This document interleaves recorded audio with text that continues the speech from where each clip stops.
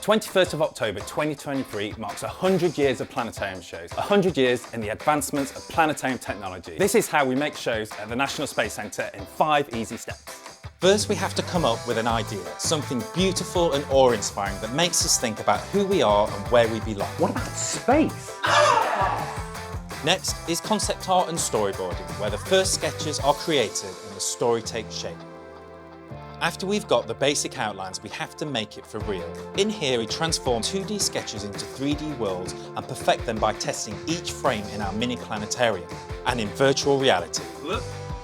After we are happy with each frame, they are sent here to our render farm, which processes each one and stitches them all together.